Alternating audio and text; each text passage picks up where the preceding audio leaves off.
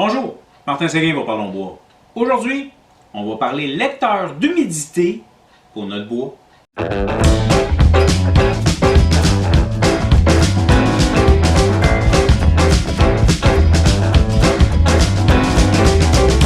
Ça fait des années que j'utilise ce lecteur qui est un peu comme un pneu 4 saisons, jamais expert dans tout, parce qu'en même temps, il peut me trouver les 2x4 dans les murs, il peut m'indiquer un voltage électrique, un détecteur de métal et un lecteur d'humidité.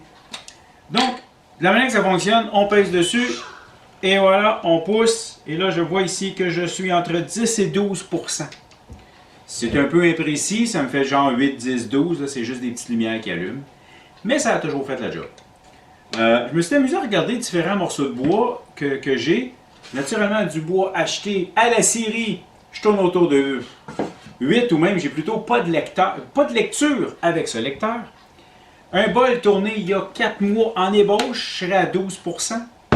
Une planche du même arbre, séchée à l'air, 12%.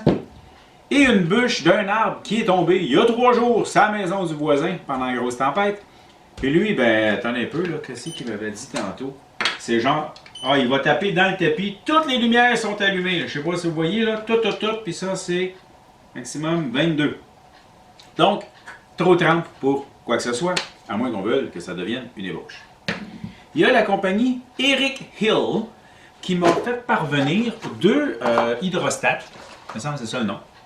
Wood Moisture Meter, puis en français je crois que c'est hydrostat, pour la lecture, justement, essayer d'avoir une lecture un petit peu plus précise. J'avoue que je les aime bien, mais il n'y a rien de parfait en ce beau monde. Premièrement, ils ont 2 modèles. Je leur ai demandé quelle est la différence entre les deux. J'ai eu comme réponse, il y a du monde qui préfère un comparé à l'autre. OK, mais... Fait que, ils m'ont envoyé les 2. Et je suis en train de regarder ça. J'aime bien celui-là et je vais vous dire pourquoi.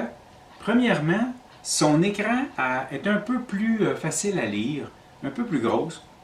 Donc quand je le prends et que je m'enligne... Oh, gros défaut. Tous les 2, là, gros défaut. Il faut choisir la catégorie du matériel qu'on utilise. Dans le cas de celui-ci, il y a 5 catégories. Les 4 premières, c'est selon la sorte de bois. Donc, exemple, le noyer est dans la première, noyer Brésil, bon le 1 pas vraiment, là, Tech, noyer du Brésil. 2, j'ai noyer, peuplier. 3, ben là c'est populaire. Sapin, érable, frêne, la plupart des bois, chêne, pruche qu'on va utiliser en ébénisterie. 4, c'est du pin. Et ce que j'ai remarqué, c'est que si je ne prends pas la bonne catégorie, mettons que je suis en M3 ici, sur du frêne, et le frêne c'est bon, j'empile dessus, il va me donner une lecture de 11.3. Donc l'autre avec son 10-12 c'était pas pire. Mais là je suis précis, j'étais à 11.3. Mais si je me suis trompé, puis que je le mets à M4, puis que je refais la même lecture, il me sort 13.3. Donc, c'est parce qu'ils n'ont pas les mêmes barèmes. Je trouve ça un petit peu fatigant parce que il est vraiment beau, il est vraiment cute, il est pratique, sauf que je vais toujours devoir traîner ma grille pour savoir lequel que je prends. Donc ici, il était plus précis. Je vais reprendre le bon, c'est M3 que je dois prendre. En passant, le M5, c'est pour de la brique, du mortier. Et sur l'autre, il y a juste 2 catégories pour le bois et 5 pour des éléments de construction, mortier, plâtre, ciment, mortier de ciment, mortier de chaux, gyps, briques. Pour la construction, il n'est pas pire pantoute, mais moi, je n'ai pas besoin de tester ça, du ciment. Donc ici, si je le prends là, je suis à 11.4, donc sensiblement la même chose. Dans celui-ci, par contre, tantôt, je t'appelle maximum à 22. Mais là, je suis à 47. On va mettre le plus précis. Et dans celui-ci, que mon lecteur ne allume aucune lumière, donc en bas de 8. Et quand j'y vais avec ça, attends là, je n'ai pas la bonne catégorie. Le pain, je dois être en M4. Voilà.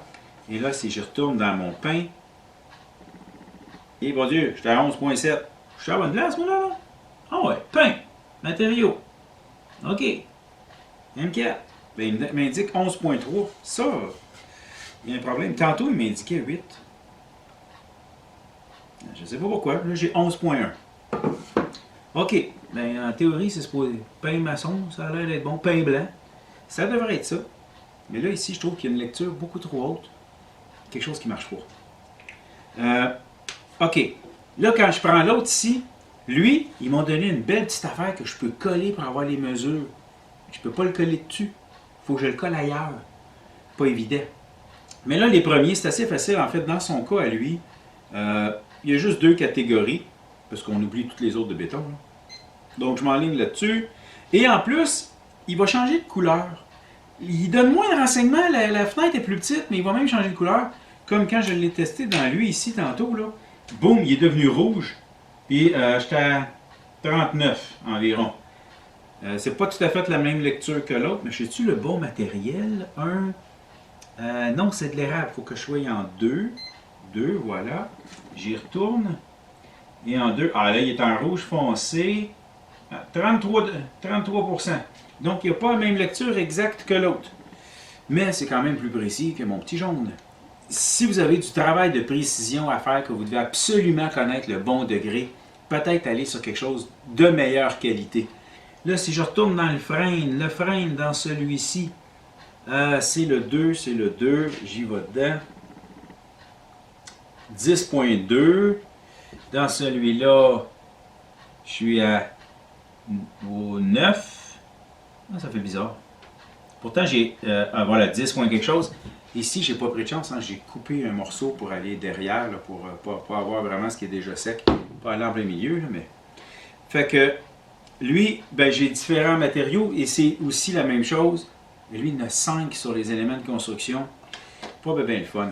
Disons que tantôt, là, avec tous les tests que j'ai faits, j'ai eu une préférence pour celui-là. Malgré le fait que j'ai comme 4 catégories de matériaux et lui 2.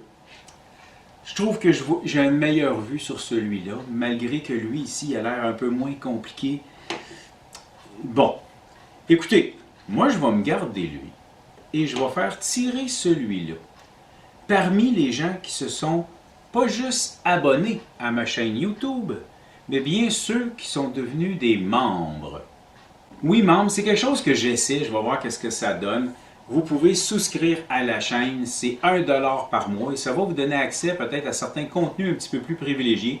C'est surtout une excellente manière de m'encourager dans mon processus pour que je continue. Et je vais en profiter pour y faire tirer certaines choses non disponibles ailleurs, justement parce que vous allez devenir des membres privilégiés. Donc, je vais faire tirer ce détecteur d'humidité, ce hydrostat, hydromètre, peu importe son nom, pour justement les gens qui vont être membres de ma chaîne. Vérifiez votre bois, information importante. Lorsque vous faites un meuble, ça devrait être en bas de 10% qu'on devrait le travailler.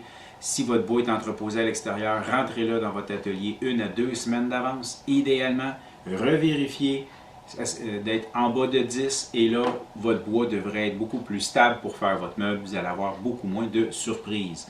Personnellement, mon bois acheté à la scierie est toujours entreposé dans l'atelier à partir du moment de l'achat.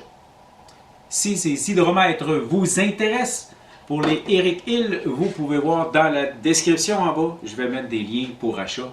Et bien voilà, j'espère que vous avez apprécié. Merci.